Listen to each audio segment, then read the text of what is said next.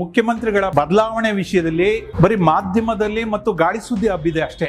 ಸನ್ಮಾನ್ಯ ಶ್ರೀ ಮುಖ್ಯಮಂತ್ರಿಯವರು ಪ್ರಥಮದಲ್ಲಿ 2013ರಿಂದ 2018ರವರೆಗೂ ಮುಖ್ಯಮಂತ್ರಿಗಳಾಗಿ ಅಧಿಕಾರವನ್ನು ಸ್ವೀಕರಿಸಿದ ತಕ್ಷಣದಲ್ಲಿಯೇ ಕ್ಯಾಬಿನೆಟ್ ಕರೆಯುವುದಕ್ಕಿಂತ ಮುಂಚಿತವಾಗಿ ಅನ್ನಭಾಗ್ಯ ಯೋಜನೆಯನ್ನ ಜಾರಿಗೊಳಿಸಿದ್ರು. ಹಿಂದುಳಿದ ಮತ್ತು SC/ST ಕಾರ್ಪೊರೇಷನ್ ಅಲ್ಲಿ ಇದ್ದಂತಹ ಎಲ್ಲ ಲೋನುಗಳನ್ನ ಅದನ್ನೆಲ್ಲ ಬಗೆಹರಿಸುವುದರ ಮೂಲಕವಾಗಿ ಎಲ್ಲ ಅಹಿಂದ ವರ್ಗದವರಿಗೆ ನಿರಂತರವಾಗಿ ತಮ್ಮದೇ ಆದಂತಹ ಒಂದು ಅಳಿಲು ಸೇವೆಯನ್ನು ಮಾಡ್ಕೊಂಡು ಬಂದಿರುವಂತಹ ಸನ್ಮಾನ್ಯ ಶ್ರೀ ಸಿದ್ದರಾಮಯ್ಯನವರನ್ನ ಯಾರೂ ಕೂಡ ಇಳಿಸಕ್ ಸಾಧ್ಯವಿಲ್ಲ.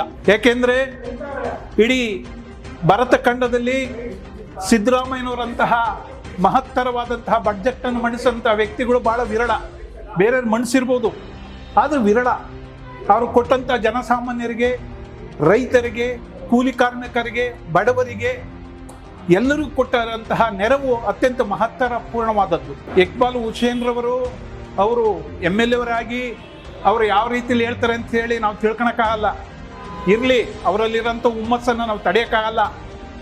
ಆದರೆ ಹೈಕಮಾಂಡ್ ಅಂತ ಐತಲ್ಲ, ಅವರಲ್ಲಿ ಈ ಕರ್ನಾಟಕದ ರಾಜ್ಯದಲ್ಲಿ ಯಾರು ಮುಖ್ಯಮಂತ್ರಿಗಳಾಗಿದ್ದಾರೆ, ಮುಂದಿನ ಚುನಾವಣೆಗೆ ಯಾರ ನೇತೃತ್ವ ಬೇಕು, ಮುಂದಿನ ಚುನಾವಣೆಗೆ ಕಾಂಗ್ರೆಸ್ ಮತ್ತೆ ಅಧಿಕಾರಕ್ಕೆ ಬರ್ಬೇಕಾದ್ರೆ ಯಾರು ಅಧಿಕಾರದಲ್ಲಿದ್ದರೆ, ಯಾರು ಸೇವೆ ಮಾಡಿದ್ರೆ, ಯಾರು ಜನಮನ್ನಣೆ ಇರುವಂತಹ ನಾಯಕರಾದಂಥ ಸಿದ್ದರಾಮಯ್ಯನವರು ಇದ್ರೆ ಮುಂದೆ ರಾಜಕೀಯವಾಗಿ ಕಾಂಗ್ರೆಸ್ಸಿಗೆ ಕರ್ನಾಟಕದಲ್ಲಿ ಹಾಗೂ ದೇಶದಲ್ಲಿ ಒಳ್ಳೆ ಹೆಸರು ಬರುತ್ತೆ ಅಂತ ಹೇಳಿ ತಿಳ್ಕೊಂಡಿರುವಂಥ ಹೈಕಮಾಂಡ್ ರವರು ಅವರನ್ನೇ ಮುಂದುವರಿಸುವಂಥ ರೀತಿಯಲ್ಲಿ ಇದ್ದಾರೆ.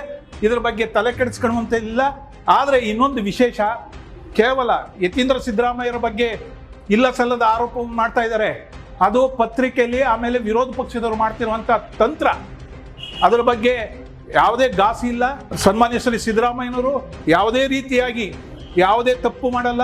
ಅವರ ಮೂಡಾದಲ್ಲಂತಹ ಅವರನ್ನ ಸಿಲುಕಿಸ್ಬೇಕಂತಹ ಏನೇನು ಹುನ್ನಾರ ಮಾಡಿದ್ರು, ಆದರೆ ನ್ಯಾಯದೇವತೆ ಕೊಟ್ಟಂತಹ ತೀರ್ಪಿನ ಮೂಲಕವಾಗಿ ಸನ್ಮಾನ್ಯ ಸಿದ್ದರಾಮಯ್ಯನವರು ಮೂಢ ಹಗರಣದಿಂದ ಹೊರಬಂದು ಕರ್ನಾಟಕಕ್ಕೆ ಒಬ್ಬ ಮಾದರಿ ಮುಖ್ಯಮಂತ್ರಿ ಆಗಿದ್ದಾರೆ. ಅವರು ಇದ್ದೇ ಇರ್ತಾರೆ. ಇದರ ಬಗ್ಗೆ ಯಾವ ಯೋಚನೆ ಮಾಡಂಗಿಲ್ಲ.